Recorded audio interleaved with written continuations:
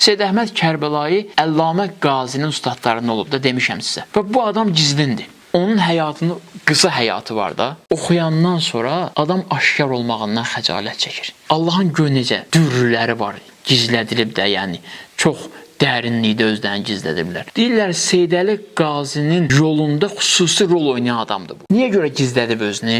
Deyir, onun yolu bu idi. Deyirdi ki, Allahın aşkar olduğu yerdə bəndənin aşkarlanması böyük xətadır. Bu onun həyat tərzidir.